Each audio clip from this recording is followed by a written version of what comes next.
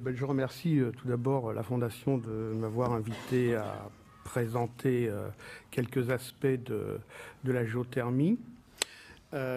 Deuxièmement, je vous préviens que mon propos va être sensiblement moins scientifique que celui que Claude Jopard nous a présenté, parce que je vais m'attacher à parler plutôt des usages de la géothermie et de l'évolution de ces usages dans un passé récent et peut-être quelques perspectives d'avenir.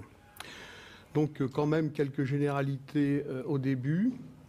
Et en fonction des usages que l'on peut faire de la géothermie, je parlerai d'abord de ce qu'on appelle les usages directs, c'est-à-dire on se sert de la chaleur directement. Alors soit à très basse température, soit des chaleurs d'un niveau plus élevé pour, on va dire, le chauffage via des réseaux de chaleur. Également, et c'est ça qui est certainement le plus prestigieux, entre guillemets, bien que Claude Allègre le rappelait, les usages de la chaleur dans finalement le pourcentage des utilisations énergétiques, c'est quelque chose d'extrêmement important. Mais enfin, les gens raisonnent surtout sur la production d'électricité parce que ça se vend, ça se transporte dans les réseaux et en fait, on est beaucoup plus familier avec ces choses-là. Donc là, je parlerai de ce qu'on appelle des ressources hydrothermales conventionnelles.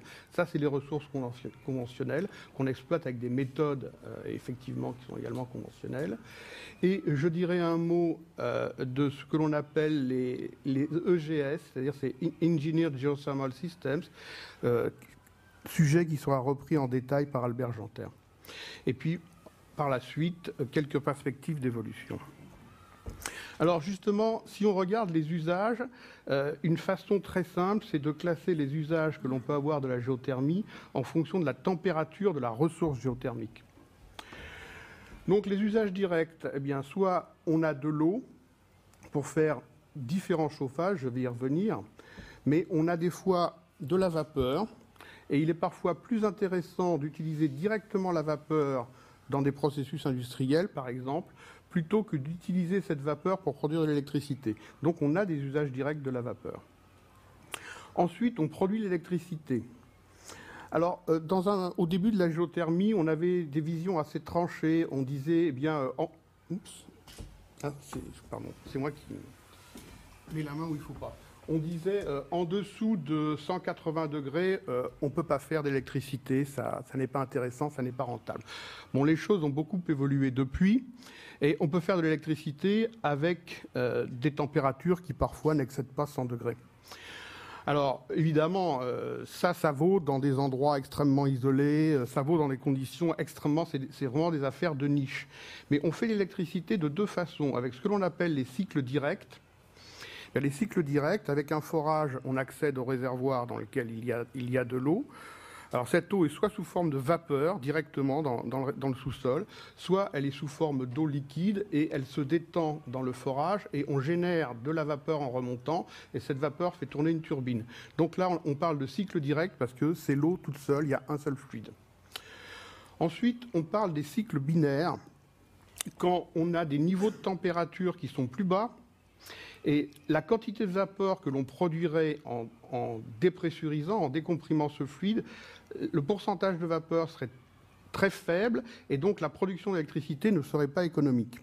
Donc en fait, le fluide géothermal échange son énergie avec un fluide organique qui a lui un point d'ébullition, une température d'ébullition très basse, et c'est cette vapeur donc de ce fluide secondaire, quand on parle de ce cycle binaire, c'est cette vapeur secondaire qui fait tourner une turbine. Et donc maintenant, en fait, on se rend compte qu'il y a des recouvrements. C'est vrai, au début de la géothermie, on disait les cycles binaires, ça va bien pour des températures inférieures à 140 degrés. Donc on se rend compte maintenant que pour les conditions économiques précises du gisement, on peut aussi avoir envie d'utiliser des cycles binaires sur des températures qui commencent à atteindre 200 degrés. Alors un autre point, maintenant que j'ai parlé des usages de façon extrêmement générale, revenons un peu sur la nature des ressources. Donc Claude Jopard nous a tout présenté en ce qui concerne la chaleur, le flux de chaleur et donc les températures en profondeur. Simplement pour les usages, ce n'est pas le seul paramètre important. Parce qu'il faut raisonner, donc là il s'agit des gradients, donc ça va nous donner la température que l'on obtient à une profondeur donnée, mais surtout ce qui est extrêmement important, c'est la perméabilité. C'est-à-dire, y a-t-il une perméabilité importante dans ces roches qui sont portées à des températures qui peuvent être très élevées, hein. Y a-t-il une perméabilité importante et est-ce que l'on a de l'eau? Alors, en fait, dans ce diagramme-là, c'est ainsi que l'on peut classer finalement, donner une certaine typologie des ressources géothermiques. Quand on a des gradients faibles, et quelles que soient en fait les perméabilités, on peut quand même utiliser des pompes à chaleur, je vais y revenir. Donc ça, c'est extrêmement ubiquiste, on peut en faire absolument partout. Les aquifères sédimentaires, dans les grands bassins sédimentaires mondiaux, ils sont extrêmement nombreux. Donc ça aussi, finalement, c'est quelque chose d'extrêmement répandu. Ceci correspond à des faibles perméabilités, hein, là on a des perméabilités faibles, et des températures qui peuvent être très variables. Donc on aura des EGS de mauvaise qualité, des EGS de bonne qualité, mais de toute façon il n'y a pas de fluide ou très peu de fluide naturellement. Mais ça aussi, on rencontre des roches chaudes en profondeur absolument partout. Après, tout dépend effectivement du gradient et donc de la profondeur à laquelle il faut aller chercher ces températures élevées. Ensuite, on a des occurrences qui sont beaucoup plus limitées. Alors les réservoirs hydrothermaux, c'est ceux avec lesquels la géothermie conventionnelle fonctionne à l'heure actuelle et sur lesquels se basent les développements que l'on va connaître, on va dire au minimum dans les 10 prochaines années. Donc ça veut dire qu'on a à la fois des gradients élevés, donc on a des températures élevées supérieures à 200 degrés, mais qui peuvent atteindre 300 degrés, à des profondeurs modérées. C'est-à-dire qu'on peut avoir parfois 300 degrés à moins de 3 km.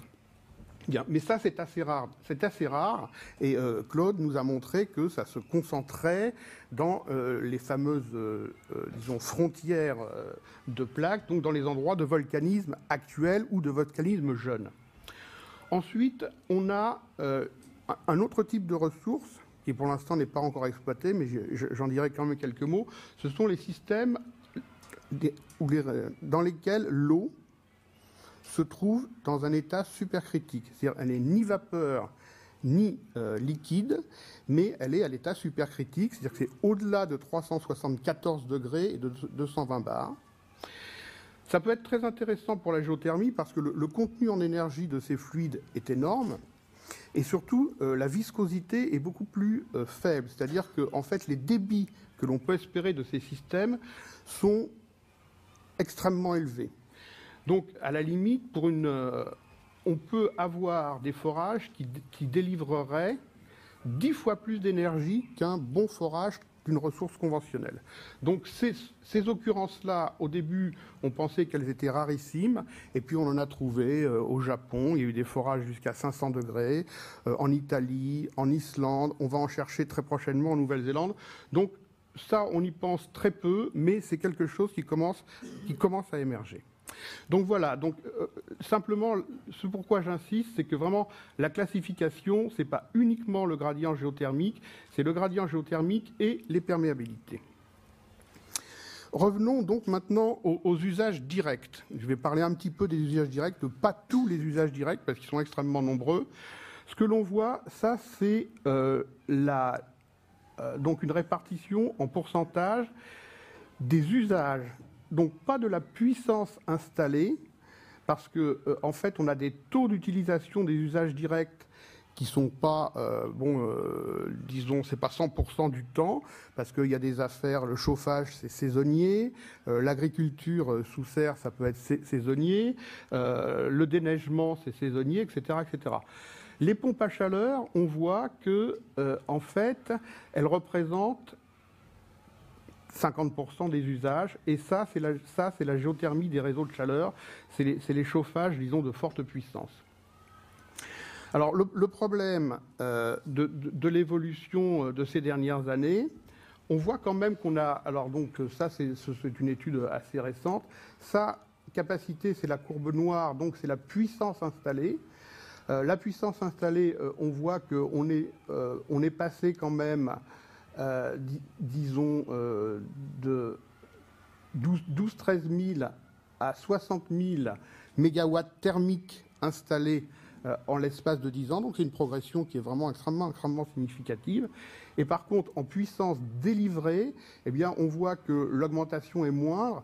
Ça, on voit, c'est simplement la montée en puissance des pompes à chaleur qui, elles, ont un facteur d'utilisation par rapport à la puissance installée qui est plutôt de l'ordre de 25%. Alors, un mot quand même sur les pompes à chaleur. Certaines agences, comme l'Union européenne, classent les pompes à chaleur dans la géothermie. C'est une forme de géothermie. Par contre, l'Agence internationale de l'énergie dit non, non, ce n'est pas exactement de la géothermie. Alors effectivement, une pompe à chaleur, finalement, on a un fluide qui vient du sous-sol. Et en fait, ce n'est pas exactement une forme d'énergie, c'est un... Comment dire ?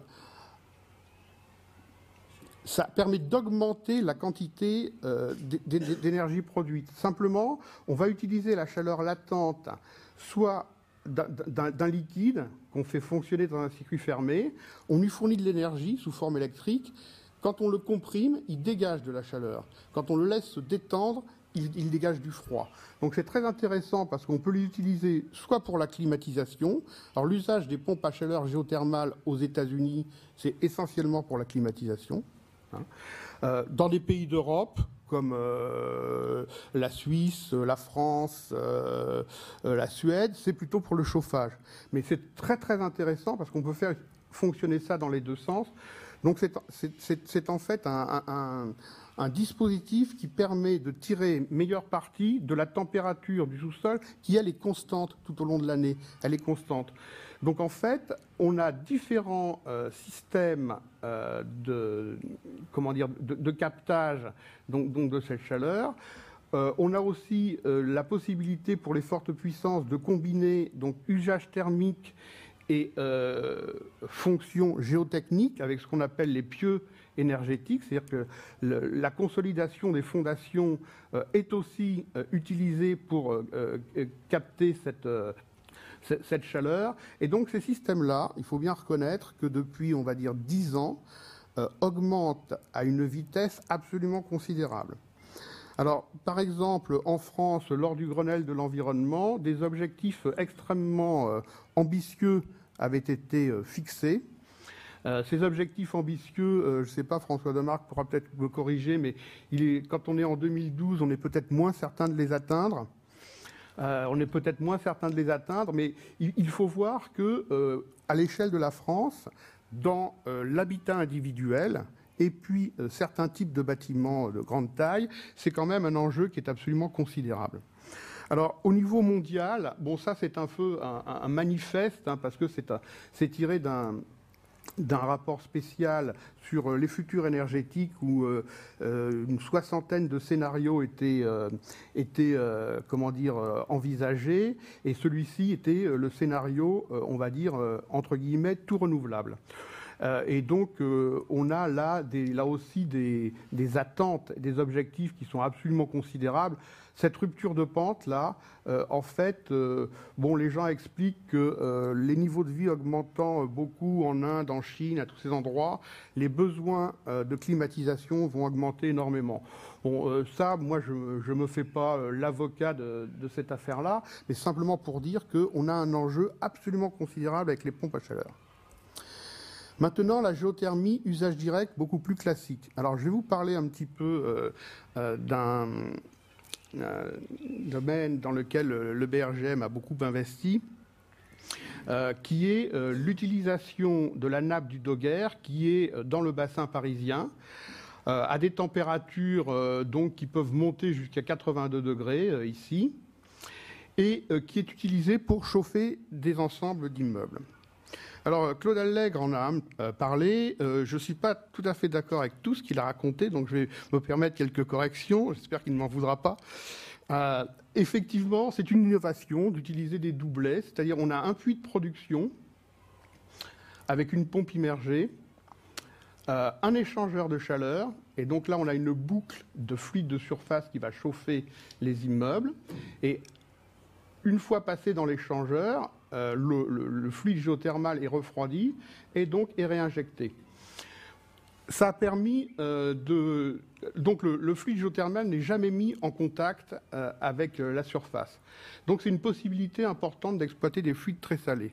Auparavant, on faisait déjà de la géothermie par usage direct en Islande, en Hongrie, mais sur des fluides, c'était presque de l'eau douce, et donc on les réutilisait d'ailleurs sans les réinjecter. Ici, on les réinjecte. Alors c'est un gros avantage, c'est que, ça maintient la pression dans le gisement. Ça a un inconvénient, c'est que vous injectez un liquide refroidi et donc vous allez créer une bulle froide qui va donc se propager et au bout d'un certain temps, eh bien, votre système n'aura plus d'intérêt. Alors au niveau des problèmes qu'on a rencontrés, effectivement, je vais y revenir, on a eu des problèmes importants de corrosion et de dépôt, mais ils ont été contrôlés par... disons, il y a eu un programme de recherche technologique assez important. On utilise dorénavant des produits filmants qui sont injectés en fond de puits, qui protègent les tubages contre la corrosion. Et maintenant, les exploitations n'ont plus de problèmes techniques. Alors effectivement, il y a eu une première vague de 48 opérations. 31 n'ont jamais cessé de fonctionner. Et donc, il y a eu 17 opérations qui se sont arrêtées. Et alors, c'est là où, en fait, je diverge un petit peu. C'est que les problèmes techniques, certes, étaient importants, mais c'est surtout les conditions financières dans lesquelles ces opérations avaient été lancées. Elles ont été lancées pour certaines au moment où on avait une inflation à 2 chiffres. Le prix de vente de la chaleur était indexé sur les prix du gaz. Après, il y a eu le contre-choc pétrolier, les prix du gaz se sont écroulés. L'inflation s'est arrêtée, ce qui est très bien, ce qui fait qu'un certain nombre d'opérations étaient complètement étranglées financièrement, même quand elles n'avaient aucun problème technique. Donc, certes, les problèmes techniques ont existé, mais je dirais l'évolution historique du paysage financier et du paysage énergétique a fait que certaines n'étaient pas viables de toute façon. Néanmoins, depuis, il y a une reprise, depuis 2007. Il y a des opérations nouvelles au Dogger. Donc, entre celles qui ont été faites dorénavant et celles qui sont programmées à très court terme, on voit qu'à nouveau, on fait des opérations au Dogger. Et là-dedans, effectivement, les travaux menés au BRGM, à l'ADEME et, par exemple, à des compagnies comme la Compagnie française de géothermie sont très importants pour ce redémarrage. Bon, il est vrai que certaines communes ont gardé un mauvais souvenir de ces choses-là, mais bon, maintenant, les affaires sont bien contrôlées. Alors, le problème du refroidissement et de temps de percée. Au début, on avait pris des valeurs extrêmement prudentes et on pensait qu'au bout de 25 ans, on aurait en fait un temps de percée thermique et que la température commencerait à décliner. En fait, on avait été pessimiste et il s'avère que l'échangeur, c'est-à-dire le nombre de couches, bon, c'est pas un réservoir homogène, c'est un peu on pourrait dire un millefeuille, enfin un empilement, pardon, quand même pas de millefeuille, un empilement de niveaux perméables et de roches. Et donc, en fait, la surface de contact est beaucoup plus importante que celle que l'on avait utilisé dans nos modélisations, ce qui fait que pour certaines opérations, après 20 ans de fonctionnement, pour certaines 30 ans, il n'y a pas encore de déclin thermique. Donc finalement, la durabilité s'avère sensiblement meilleure que celle que l'on avait imaginée. Alors il y a d'autres projets sur des financements de l'Agence nationale de la recherche, là aussi pour essayer de voir si on pourrait pas utiliser ce réservoir, qui est formidable par sa perméabilité, pour stocker en intersaisonnier des chaleurs industrielles perdues, des chaleurs qui proviennent aussi d'usines d'incinération d'ordures ménagères. Donc en fait, il y a probablement des variantes de cette géothermie, de réseau de chaleur, qui finalement, c'est quand même, la France a eu une attitude assez pionnière à ce niveau-là. Donc, il y a des réseaux de chaleur géothermiques en Turquie, il y en a en Allemagne, il y en a quelques-uns, ça commence en Chine, mais en Chine, ils font plutôt des usages directs pour les piscines, la balnéothérapie. Mais enfin bon, là, il y a un gros marché. Et toutes les régions favorables, c'est celles qui ont un climat où vous avez à peu près 4000 heures de chauffe sur l'année, qu'il y a une forme d'urbanisation qui est, favorable à la construction de réseaux de chaleur. Donc le Canada a lancé un grand programme d'évaluation. Bon, les États-Unis, dans certains États, mais l'habitat, c'est pas vraiment ces choses-là. Alors, cela dit, les dernières opérations de guerre, enfin, parmi les dernières opérations de guerre, ça n'est plus pour chauffer des barres d'immeubles, mais c'est pour fournir une part de l'énergie nécessaire à l'aéroport d'Orly. Donc, on peut très bien envisager des réseaux de chaleur qui ne sont pas pour chauffer des appartements dans des barres d'immeubles, mais qui sont pour fournir de la chaleur à des grands ensembles. En Russie, il y a des besoins énormes de chauffage. Il y a des ressources très importantes. Alors cela dit, comme les prix du gaz sur le marché intérieur sont totalement subventionnés, totalement déconnectés de leur coût réel, bon, les Russes ne sont pas trop intéressés par ça, préfèrent brûler du gaz. Mais en fait, c'est un peu dommage parce qu'ils pourraient faire des choses extrêmement intéressantes là-dessus. Donc voilà pour les usages directs les usages directs, on va dire, les plus importants, les pompes à chaleur et la géothermie des réseaux de chaleur. Alors on va venir maintenant à la production d'électricité, donc qui attire vraiment beaucoup d'attention. Ce diagramme présente donc c'est des compilations qui ont eu lieu en 2010. La capacité installée en mégawatts en fonction du temps. À partir en fait des années 90, on a aussi finalement la puissance délivrée qui est ici en gigawattheure. Donc ce que nous montre, c'est qu'au début, bon, il y a eu une croissance vraiment très faible, une accélération assez importante. Bon, c'était essentiellement les États-Unis, l'Indonésie, les Philippines, le Mexique, l'Italie, l'Islande, et puis on peut dire un certain tassement, c'est-à-dire ça continue à croître de façon régulière, et puis là, on voit quand même une accélération vraiment très importante. Là, la rupture de pente, on la voit là. Donc ça, en 2010, Ruggiero Bertani faisait des prédictions pour 2015, en ne tenant compte que des projets en cours. Et cette pastille jaune là que j'ai mise, c'est l'intervalle de variation que l'on trouve dans toute une série d'études de marché qui se font, qui sont en général faites par des institutions financières. Des études de marché, donc bon, il y a une enveloppe, mais on est quand même là, on ne sait pas trop, parce qu'il y a plusieurs facteurs. Bon, il y a la crise financière, qu'est-ce que ça donne ?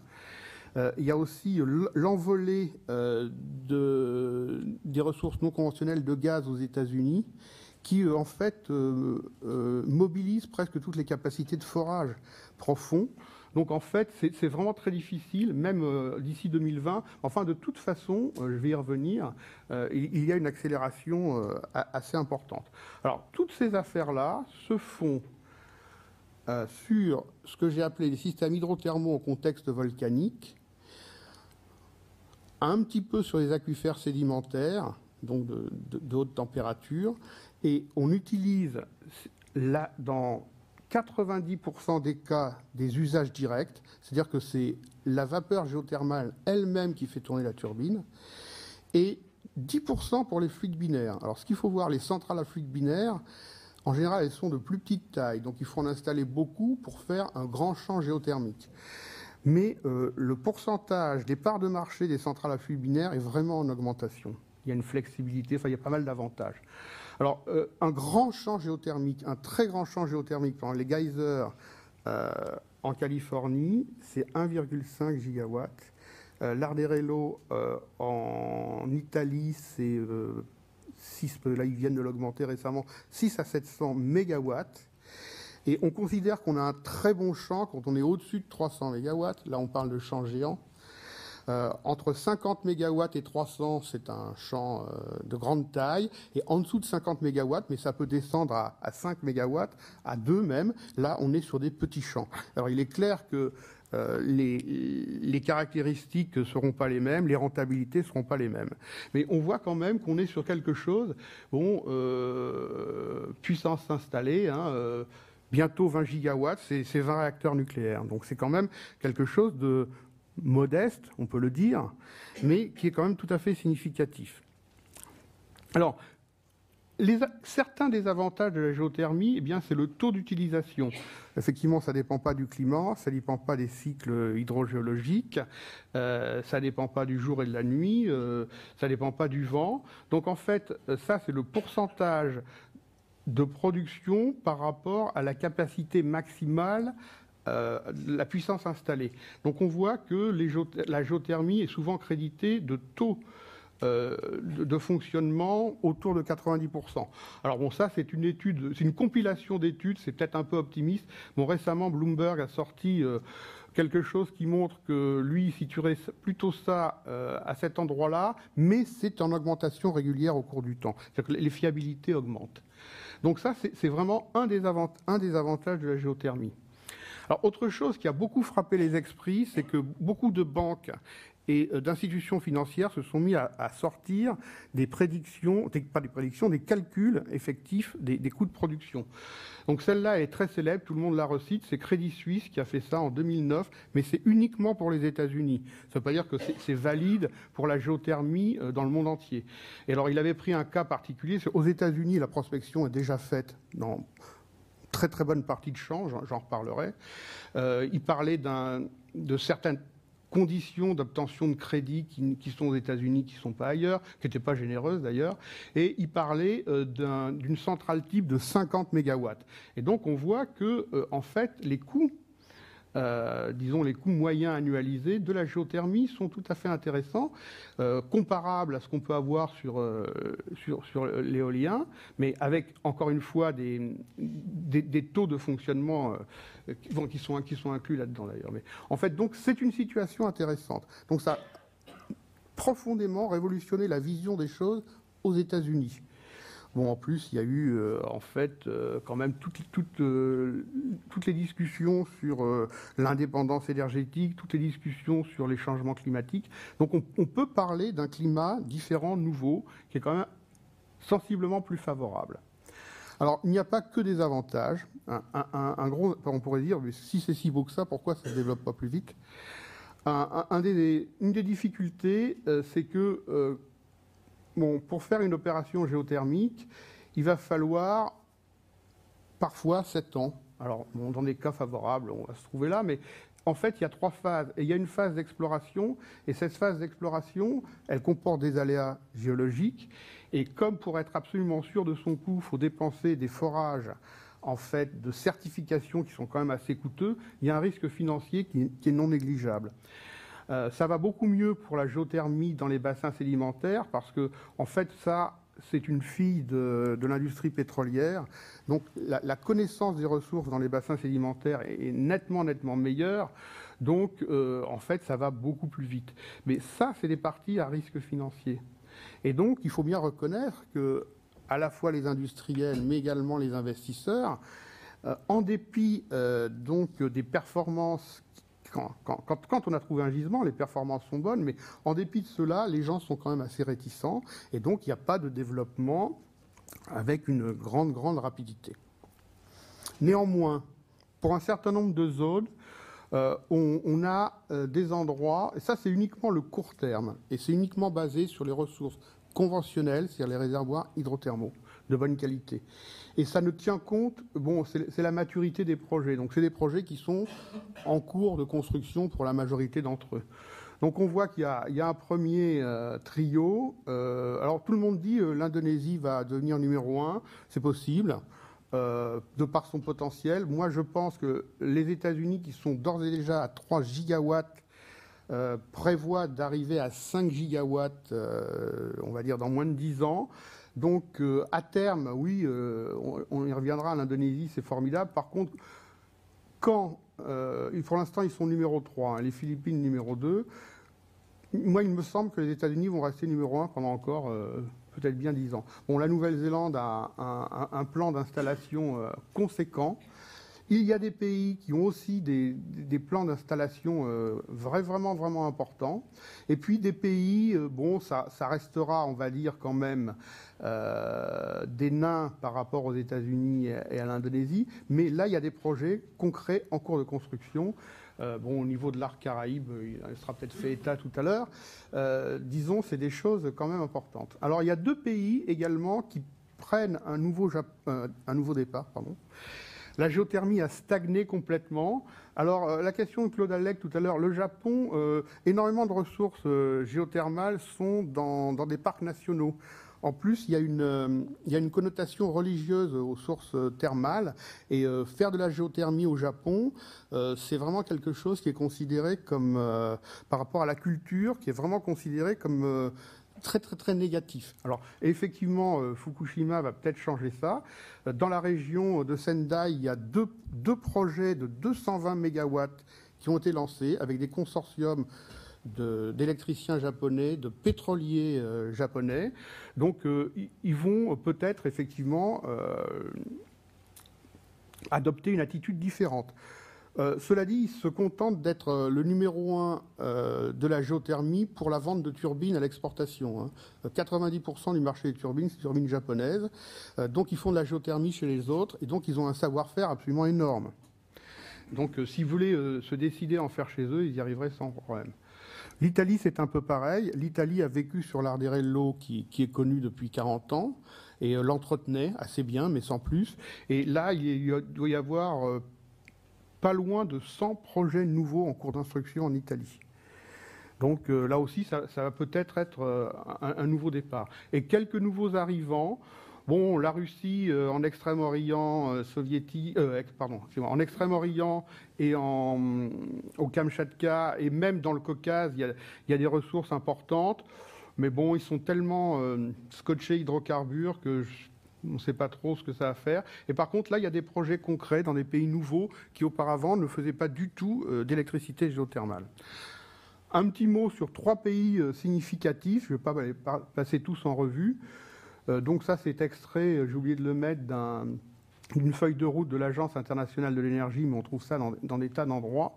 Bon, il y a un nombre de systèmes géothermiques reconnus, au minimum par des manifestations de surface, parfois par des forages. 270, c'est absolument considérable. Bon, les experts, ça varie toujours un petit peu, mais entre 27 et 29 gigawatts, disons, de potentiel. Bon, il y a une population absolument énorme et une croissance économique qui ne se dément pas, qui est vraiment extrêmement importante. Donc des besoins qui augmentent à une allure folle. Leurs ressources pétrolières sont passées du rang d'exportateurs à importateurs. Donc ils ont beaucoup de soucis sur cette affaire-là. Bon, il y a des compagnies très puissantes. Chevron, pétrolier américain, a, disons, fait énormément de choses depuis 20 ans en géothermie. Il y a quand même eu, parce que ce qui compte beaucoup sur les conditions de développement, c'est à quel tarif la compagnie locale, nationale, qui distribue l'électricité, va vous racheter vos kilowattheures produits. Donc là, il y a eu des négociations importantes, difficiles, et les conditions sont sont nettement améliorées, pardon. Donc ça va attirer des investisseurs étrangers. Bon, un certain nombre se sont déjà manifestés et il y a des projets importants qui sont en cours de lancement. Il y a eu quelques modifications des réglementations parce que certaines affaires étaient dans la forêt primaire.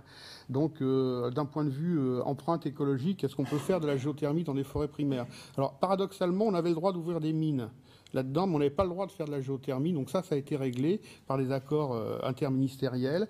Et donc, en fait, un certain nombre de freins sont en train de se desserrer.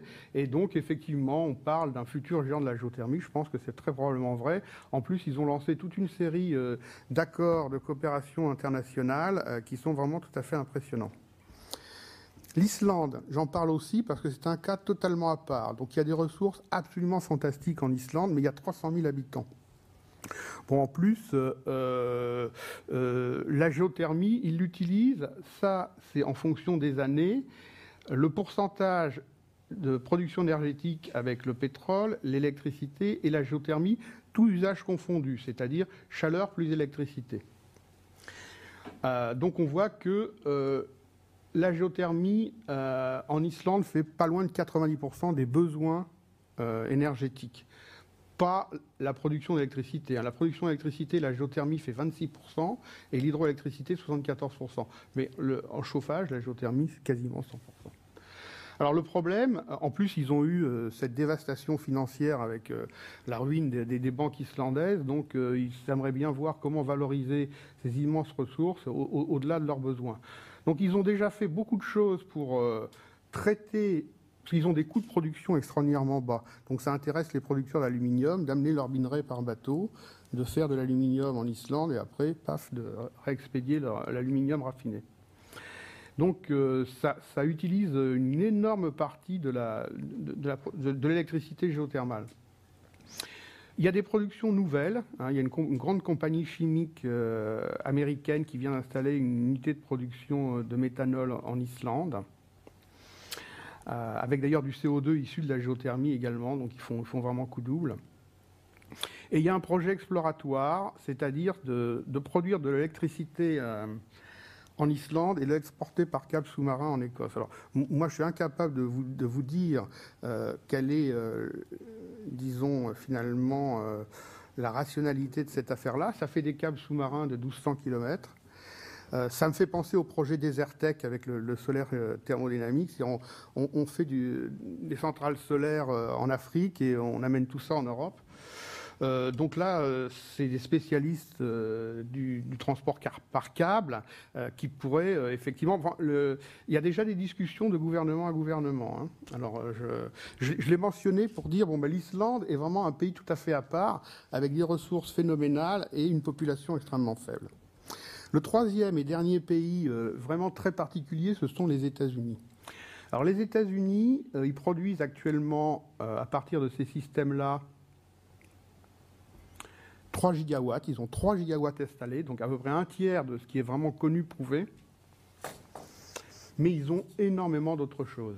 Alors il faut voir que ces affaires-là ont été réévaluées par l'USGS en 2008. C'est-à-dire de 1978 à 2008, les États-Unis ne s'étaient absolument pas intéressés à évaluer leur potentiel géothermique. Donc ils ont refait ça. Donc vous voyez, c'est très récent. Et donc ils pensent qu'il y a encore 30 gigawatts de systèmes de très très très bonne qualité à découvrir.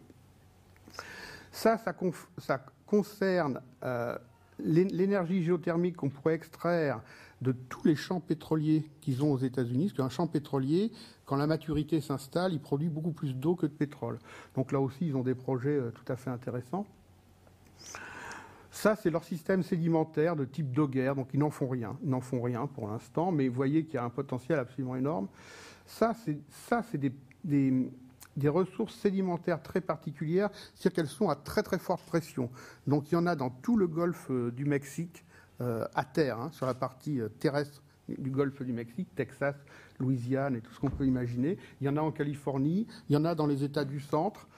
Donc en fait, on a une eau qui est très chaude, qui est sous une très forte pression et qui a un contenu en méthane qui est assez important.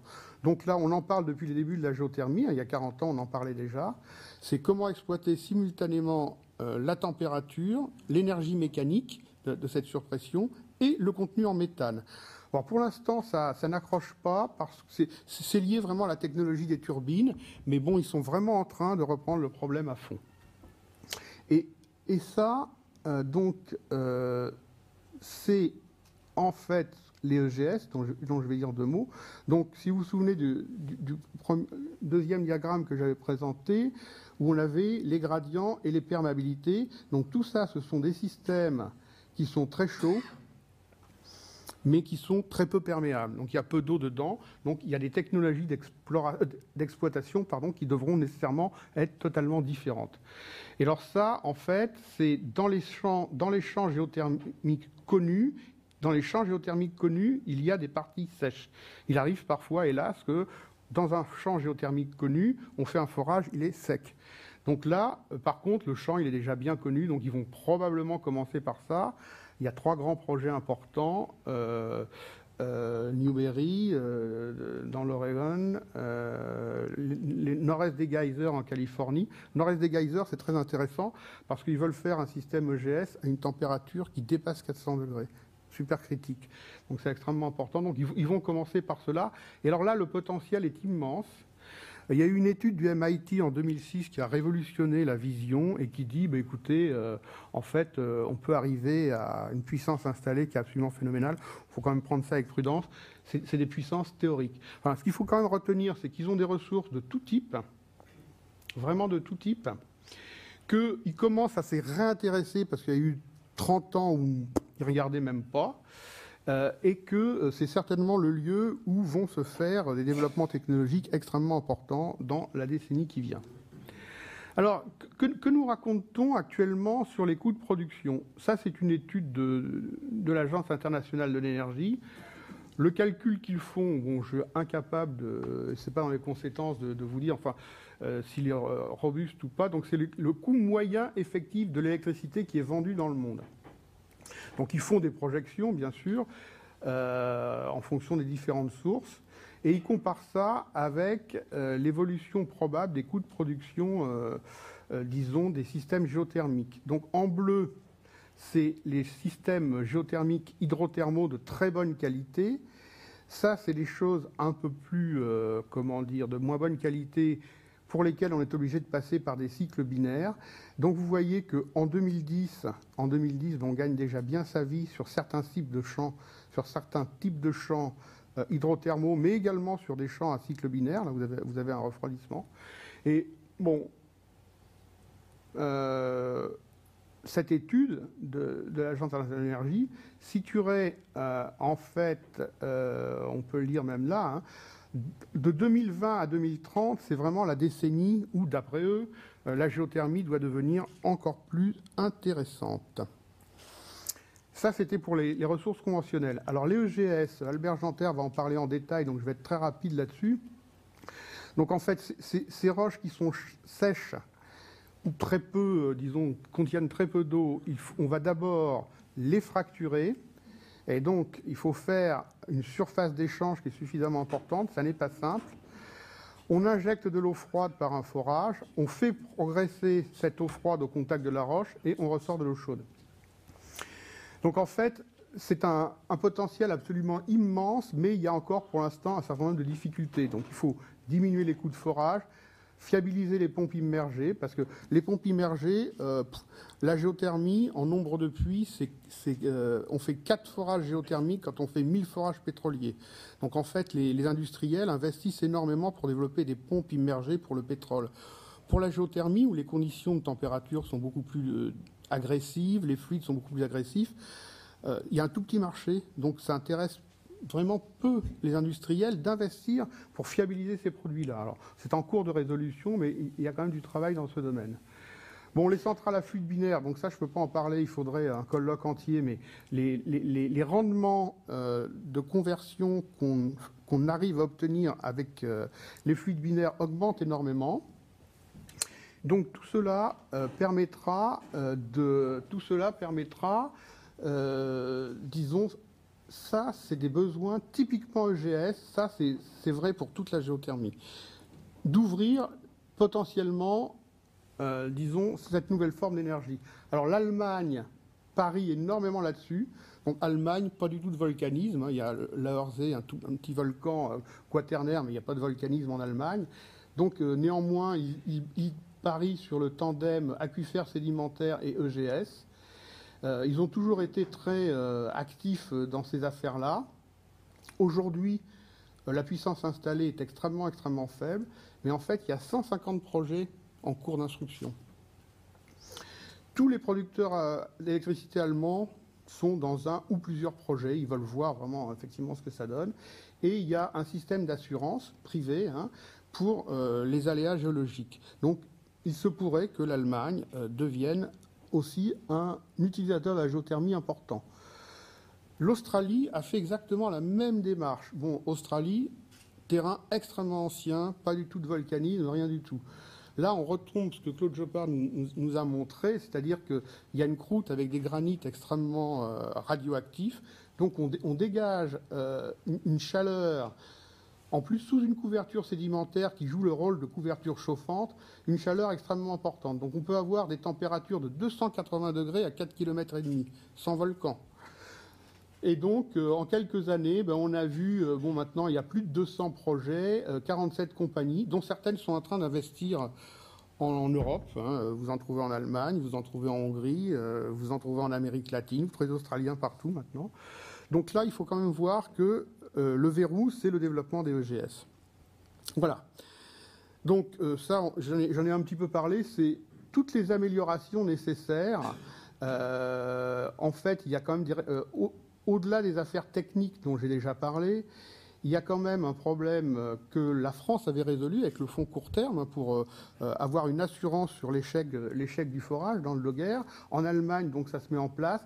Parce que c'est vrai que les investisseurs sont encore réticents. Là, il y a des fois des choses très longues. Aux États-Unis, avec le Bureau of Land Management, il y a vraiment des choses vraiment parfois très longues. Bon, on verra.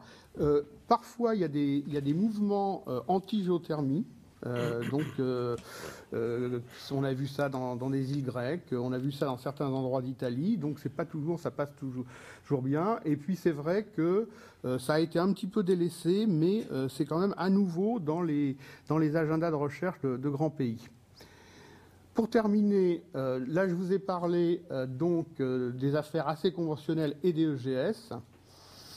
Les réservoirs à eau supercritique, il serait très intéressant de les utiliser.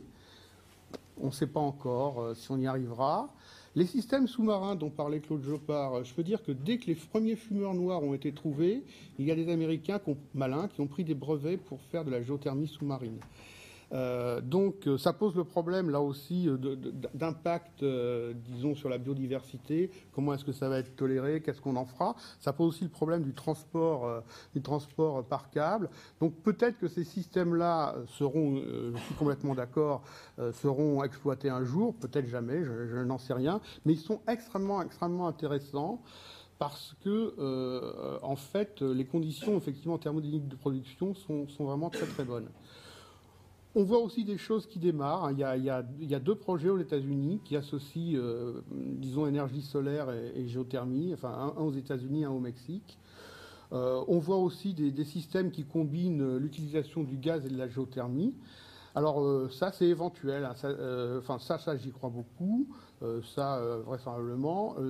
Ces choses-là, certainement. Alors, on trouve des agendas recherche aux États-Unis, à l'Union européenne, qui positionnent ces affaires-là à différentes périodes. Et pour conclure, donc ce que j'ai essayé de montrer, c'est qu'on voit une production régulière. On est loin des productions, des vitesses de production de l'éolien, mais néanmoins, ça augmente quand même. On a vraiment nettement une accélération depuis 2005.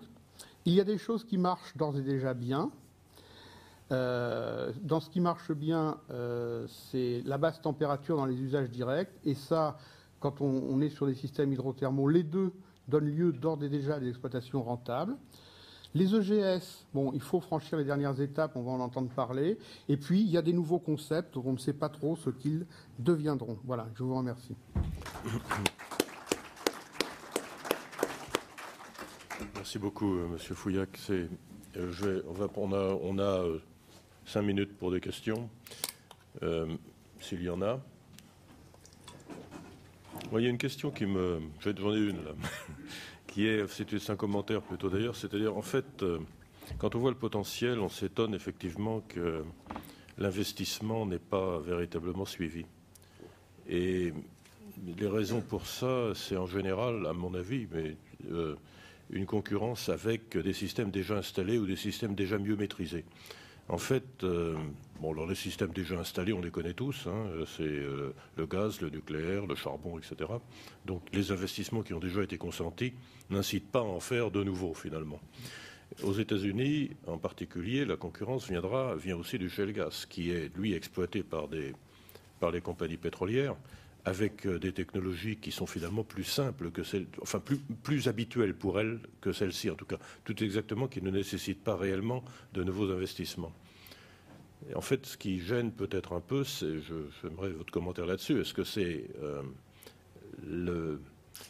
l'étroitesse de la technologie qui doit être développée pour le coût des technologies, et en même temps pour un marché relativement étroit, des technologies qui doivent être développées pour adresser le problème très particulier en température, par exemple, de la géothermie. Les concurrences avec les autres formes d'énergie, vous avez parfaitement raison. Simplement, il y a aussi des décisions politiques. Par exemple, aux États-Unis, dans certains États, il y a eu des décisions d'avoir 20% d'énergie renouvelable. Donc, ils ont fait des lignes de distribution simplement pour permettre de bien raccorder les champs d'éoliennes et les champs photovoltaïques. Donc, ils ont fait un grand pipeline, une grande ligne. Et dorénavant, ça profite à la géothermie. C'est-à-dire des choses que l'on a faites pour d'autres formes d'énergie, ça va libérer tous les champs immenses de la Salton Sea qui, pour l'instant, n'étaient même pas regardés. Donc, il y a aussi des fois des décisions politiques qui peuvent un peu changer la donne. Mais vous avez raison, la concurrence, pourquoi ça s'est peu développé ces dernières années? C'est parce que, de toute façon, de l'énergie, on n'en manquait pas vraiment. On n'en manquait pas vraiment. On a, c'est vrai que pétrole, gaz, l'éolien qui commence à y venir. Donc, vous avez parfaitement raison. On ne peut pas parler uniquement de potentiel. Il faut parler aussi de concurrence entre les différentes formes. Cela dit, sur certains pays, comme on parlait de l'Indonésie, du Nicaragua, il y a des endroits où les pays qui démarrent de zéro, en particulier, ils ont intérêt immédiatement. Peut-être ça, mais par contre, les pays qui ont déjà des infrastructures installées... Mais de toute façon, aux États-Unis, même si ça développe très fort, ça ne fera jamais que quelques pourcents de leurs besoins. C'est clair. Simplement, des gens peuvent gagner leur vie correctement avec ça. Par contre, dans certains pays, les Philippines, ils sont déjà quasiment à 50% de leurs besoins en géothermie. Donc il y a certains pays qui vont quand même investir sur ces affaires-là. Et une partie importante du coût, c'est l'exploration, vous avez montré. Le risque géologique, on va dire. Qui investit réellement? Qui est prêt à investir dans l'exploration? Est-ce que c'est les utilities aux États-Unis, par exemple? Est-ce que c'est les utilities ou est-ce que ce sont les compagnies pétrolières qui s'y intéressent? Parce que c'est complètement différent au point de vue de leur capitalisation et de leurs moyens. Aux États-Unis, la seule compagnie pétrolière qui s'intéresse à ça, c'est Chevron. C'est surtout des utilities, Calpine, enfin il y a des choses. Il y a des investissements purement financiers. Certains, nombreux d'ailleurs, arrivent de la bourse de Toronto parce que la notion de risque géologique au Canada est extrêmement élevée. Donc on voit un peu de tout. Et c'est quand même plutôt des producteurs que des compagnies pétrolières. On voit pas mal d'étrangers qui viennent aux États-Unis, comme Enel. Enel Green Power vient aux États-Unis. Donc on voit un changement quand même du paysage des gens qui investissent aux États-Unis en ce moment. Monsieur, alors, des deux questions. Allez-y, je vous en prie. Okay. Oui, merci François Desmarques, directeur général délégué du BRGM. Je voudrais rajouter un petit commentaire là-dessus. Moi, il me semble qu'il y a quand même une grande particularité, si on compare la géothermie à d'autres formes d'énergie renouvelable. Au-delà du grand avantage qui est que pour la production d'électricité, il produit l'électricité en base et c'est pas une électricité intermittente. Il y a un point qui a beaucoup, il y a un aspect qui a freiné le développement technologique par rapport au solaire ou à l'éolien, qui est au cœur de notre réunion d'aujourd'hui, qui est la variabilité, je dirais, au-delà du risque, la variabilité géologique des situations. C'est-à-dire qu'un capteur solaire, c'est le même dans le monde entier, une éolienne, c'est la même dans le monde entier, mais un système géothermique, il va falloir toujours l'adapter à une situation géologique particulière, en température, en qualité du fluide, en connaissance géologique, d'où des investissements préalables et un risque attaché qui sont extrêmement importants et qui ne sont pas modélisables par un financier. Voilà. Et même parfois, il faut être un industriel, je dirais, solide et très motivé pour accepter de couvrir ce type de risque et ce type de variabilité, je dirais, à caractère quasiment de la connaissance scientifique, de manière mutualisée sur un grand nombre de projets et sur des investissements importants pour pouvoir, je dirais, décider de se développer massivement dans le secteur. Et donc, alors en plus, l'aspect industriel est probablement un petit peu moins important. C'est-à-dire qu'il y a des industriels qui ont décidé d'investir dans la technologie de fabrication du capteur solaire ou qui ont décidé d'investir dans la technologie des éoliennes. Ici, on est sur de l'assemblage technologique qui fait un peu appel à des technologies pétrolières, mais finalement, là, on peut considérer que les pétroliers ont un petit peu tendance toujours à considérer qu'on sait tout déjà. Bon, c'est pas tout à fait vrai, mais c'est un petit peu la façon de voir. Donc, il n'y a pas grand monde qui s'intéresse aux technologies correspondantes. Et puis, de l'autre côté, il y a des micro-choses du genre les pompes immergées. Enfin, les pompes immergées, c'est pour le sédimentaire, c'est pas pour le volcanique. Ou c'est peut-être en train d'y venir, mais enfin, pour l'instant, voilà. Donc, on est sur des micro-marchés avec des enjeux industriels qui n'apparaissent pas comme absolument majeurs aux équipementiers, à des gens qui voudraient massivement investir. Et du côté des utilities et des utilisateurs de technologie, on a cette variabilité géologique qui fait que les décisions sont difficiles à prendre. Voilà. Donc c'est effectivement un secteur un peu plus difficile à développer que d'autres secteurs où on a une technologie qu'on peut diffuser de manière massive sur toute la planète, comme le solaire ou l'éolien. Merci beaucoup. Absolument. Monsieur voilà. Attendez, on va vous passer le micro. Pascal. Et il y en a encore une question après. Monsieur le ministre. Oui. Attends, on passe monsieur d'abord. Compte tenu du bas coût de l'électricité en France, est-ce que vous pouvez nous donner une idée des seuils de rentabilité d'une centrale électrique basée sur la géothermie, compte tenu de la capacité du gisement géothermal, compte tenu de la taille de l'installation en surface de production d'électricité? Merci. Alors là, sous le contrôle de François Demarque, qui corrigera si je fais des erreurs, en France, il faut savoir qu'il y a un tarif d'achat spécifique à la géothermie qui a été instauré en 2011, qui a été renouvelé, et qui fait que, en fait, on voit maintenant quelques projets qui se lancent.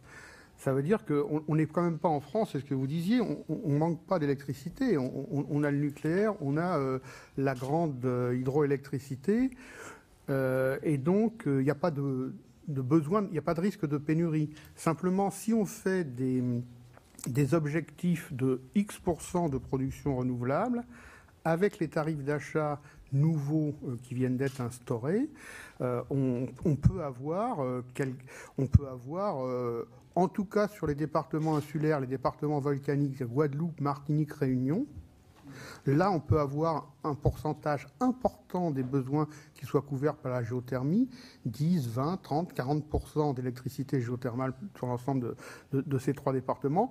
En métropole, c'est beaucoup moins, il y a beaucoup moins de besoins. En fait, on a quand même des unités de 5 à 20 mégawatts qui pourraient voir le jour. Mais à mon avis, ce n'est pas le marché français métropole qui paraît le plus important. C'est les départements d'outre-mer, les îles volcaniques, quoi.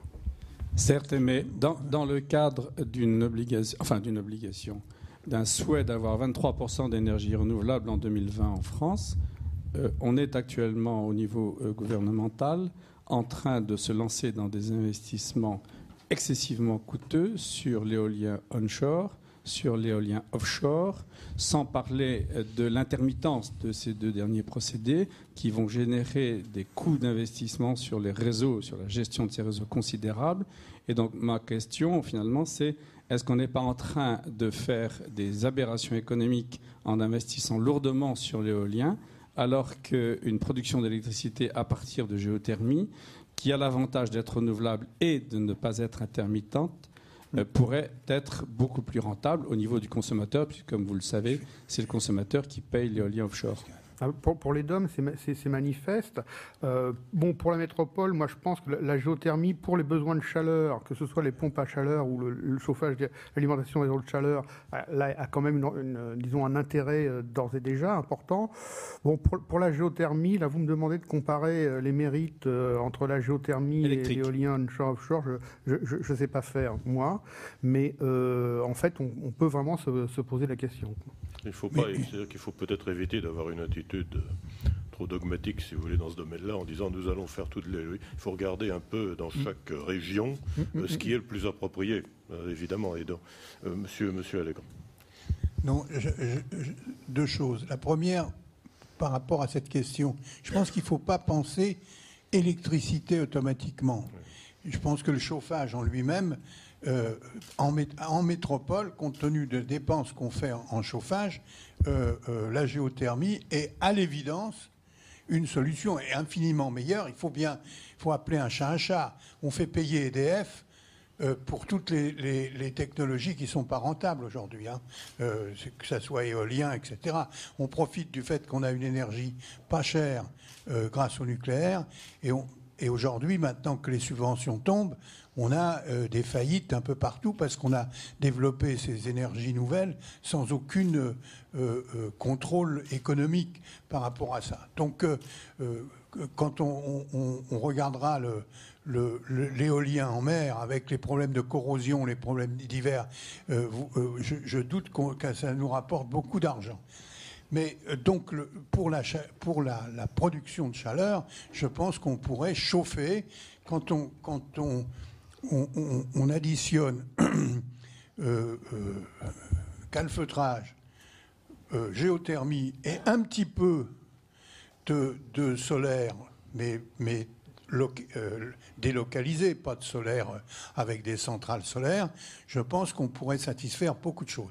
En Outre-mer, je vais y venir, à l'évidence, quand on sait les sommes considérables que l'État français dépense en énergie en Outre-mer, c'est un problème pour tous les gouvernements. Il y a une délibération pour savoir combien on peut dépenser, etc. En plus de ça, en Outre-mer, on fait un truc qui est... On brûle brûler du charbon ou du pétrole pour de la climatisation. Je trouve que c'est vraiment absurde. Mais j'en viens au premier problème de la géothermie, qui est le problème qui a été soulevé, qui est la prospection. Le risque est là.